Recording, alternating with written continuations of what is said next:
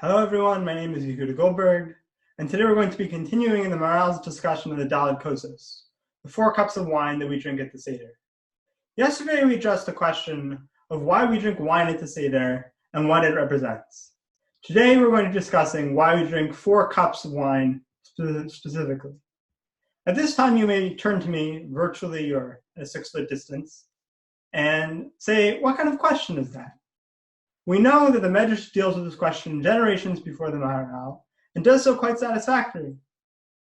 It says that the Daled Kosos are connected or corresponding to the Arba Lashonos of Geula, the 4 Lashonos, the 4 phrases that are used in describing the redemption of the Jewish people from Egypt. Yet the Maharal adds his own answers, and I think one that add a great deal to the discussion. First, his first answer, he begins by noting that the Jewish people left Mitzrayim in large part because of Zechus Avos, because of the merit of the Avos. Furthermore, the Medrash tells us that the 3 main things that we consume at the Seder, Pesach, Matzah, and Mar, all are Zecher to one of the Avos. All are meant to commemorate one of the Avos. And therefore, says the Maharal, it would stand to reason that the other thing which we consume at the Seder, the Daled Kosos, the 4 Kosos, should represent something else related to the Avos, the Imahos. The 4 Imahos to the Maharal is what the Daled Kosos represent at the Seder. And so together we have the Daled Kosos representing the Daled Imahos, the Pesach, Matzah, and Mar representing the Gimel Avos, together showing that Zechus Avos was what brought us out of Mitzrayim. I think it's a fascinating answer, and one that is especially promising for all the mothers out there.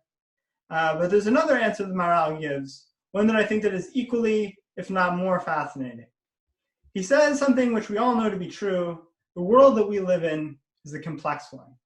And it is oftentimes difficult to see how the unified will of Hashem Echad, U'Shmo Echad, comes down to a complicated world like this. He says, and based off of the Sod, he says that when things come down from Shamayim to the world in a form of Geula, they come down in 4s. He proves this from a pasuk in Bereshis, V'nar Yotze me'Eden, and a river comes down from Eden, U'misham Yiparei la'arba rashim, and from there it goes down to 4 subsidiary rivers, showing that when things go down from the river from Shamayim, goes down and is refracted into 4 parts. The will of Hashem in the world comes down and is refracted into 4 parts. That's how the unified will of Hashem can come down to this complicated and oftentimes challenged world. So I don't really know, to be honest, exactly what that means. But what the Maharal says in the continuation is absolutely fascinating. He says that the Geula of Mitzrayim works based off of this principle.